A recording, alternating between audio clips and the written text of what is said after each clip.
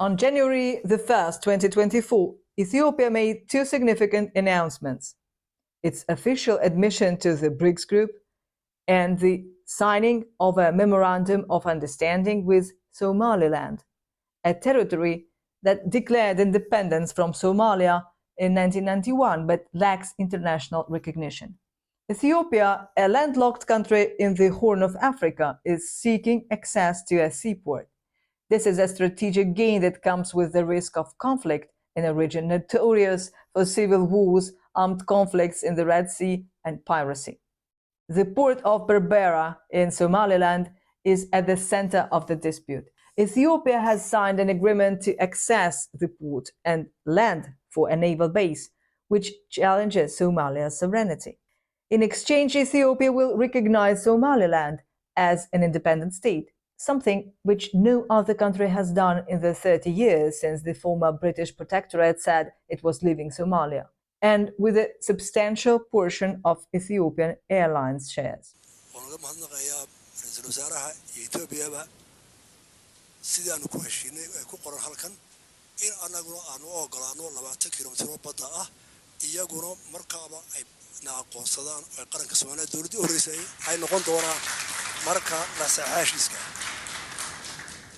Currently, there are no additional details available regarding this memorandum, which is speculated to include agreements about an Ethiopian military presence.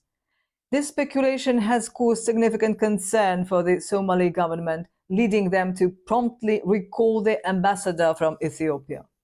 In response to Somaliland's agreement with Ethiopia, Somalia has swiftly declared the agreement invalid and expressed its readiness to take necessary actions to prevent Somaliland's recognition as an independent state. The president of Somalia, Hassan Sheikh Mohamud, has indicated the country's preparedness for defense measures, underlining the seriousness of the situation. However, Ethiopia's Prime Minister Abiy Ahmed Ali reassured that Ethiopia does not intend any harm towards Somalia and emphasized their historical and familial ties.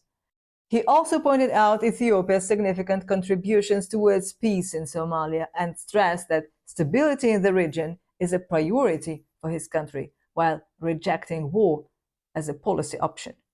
Abiy also spoke about foreign interventions trying to incite discord among the countries, promoting instead a collaborative approach through a request for sea access that benefits all parties. This strategy is designed to boost regional cooperation and wealth. Despite regional conflicts, especially regarding a memorandum of understanding with Somaliland, Abiy reaffirmed Ethiopia's aspiration for peaceful cohabitation and fortified relations with Somalia. 3 months after signing the memorandum, the situation on the ground hasn't changed. But diplomatically, things have gone into overdrive, revealing a web of complicated balances. We will try to explain this as clearly as we can, but you might want to stay focused and patient so you don't lose track. To be honest, even we are not totally sure about the whole international picture because it involves half of the world and alliances have shifted over time from one faction to another. First of all, let's dive a bit deeper into the story of Somaliland and Somalia. Despite their similar sounding names, these two entities are quite distinct and share some interesting bureaucratic paradoxes that underpin their respective political and territorial claims. Even though Somalia is globally recognized as a political entity, its constitution has never been ratified. On the other hand, Somaliland isn't recognized by any country internationally, but has its own constitution, local currency, army, and passport, and stands out for its stability and social order, which are lacking in Somalia, one of the most dangerous countries in the world, heavily affected by Islamic terrorism. We will circle back to this later because it's one of many paradoxes in this story. To help us better understand this situation, we have chatted with Sharmaki Ali, an activist from the Somaliland diaspora who sought refuge in England with his family years ago. So the short answer is that Somaliland is not Somalia. Somaliland has no shared history with Somalia apart from a 31 years it was briefly illegally occupied by Somalia. Somaliland actually received its independence from Britain on the 26th of June 1960, 5 days before Somalia Italiana became a UN trusteeship. The two countries don't actually share recent nor ancient history. Somaliland is a peaceful, prosperous, and democratic country with a population of almost 6 million people who live in the successor state of notable kingdoms and sultanates, which date back thousands of years. And interestingly, these entities, such as the Land of Punt and the Odal Sultanate, historically, they actually fully utilized Somaliland's geostrategic location as a trade corridor. Somaliland was an integral part of the ancient trading routes, and we've seen this in maps across museums in places like Jordan and also history books. Somaliland was a gateway, an integral gateway into and out of Africa, connecting Africa with Arabia, East Asia, Southeast Asia, in the exchange of goods and establishment of trading outposts. Ancient Somaliland traded with the ancient Egyptians, the Greeks, the Romans, the Babylonians, Chinese, Indians, and many more.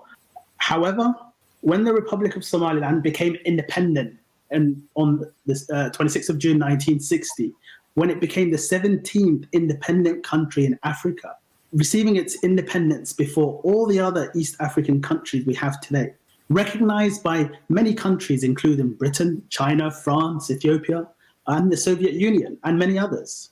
It actually sought to enter in a union with what was the UN trusteeship of Somalia Italiana, which I mentioned earlier, on the 1st of June 1960.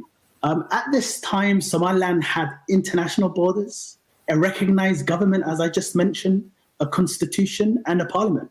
I earlier referred to Somaliland being under an illegal occupation, and this might actually confuse some people and say, what's he talking about?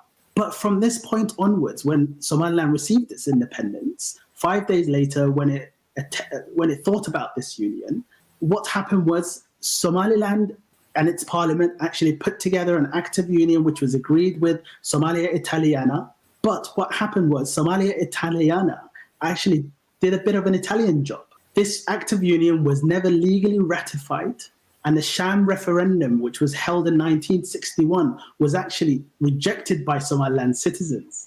This illegal occupation is further proven by an interesting case in 1961. There was a revolt by Somaliland's soldiers. However, this revolt was not successful. And what happened was these soldiers were put before a British judge in a court in Somaliland. However, the judge found that he could not sentence these soldiers because the Act of Union was never ratified. It was never legal. Till this date, what we refer to as Somalia, or the federal government of Somalia, it's provisional. It has a provisional constitution, a provisional government, a provisional president, all because of what happened in the 1960s. Yes, it's crazy. This is actually the history that's hidden from the world. And a simple Google search won't unearth, unfortunately. The current situation can be traced back to historical colonial divisions imposed by European powers and intricate territorial claims, a scenario that also applies to Ethiopia and Eritrea as former Italian colonies. The Ethiopian political class has consistently expressed concerns about the country's lack of port access, a problem that became more pronounced after Eritrea gained independence in 1993 and following the Ethiopia-Eritrea War in 1998. Before 1993, Eritrea was part of Ethiopia under federalization, which gave Ethiopia access to the Red Sea. The Assab port in southeastern Eritrea was particularly crucial for Ethiopia, as it facilitated approximately 70% of all its external trade. However, even Eritrea declared independence in 1993, Ethiopia lost its coastal access but maintained friendly relations with Eritrea initially and continued using its ports. This cordial relationship deteriorated due to a war outbreak over the disputed Badme border region in 1998, leading Eritrea to deny Ethiopia access to its ports. Hi, I'm Julia Nimke and I'm a photographer.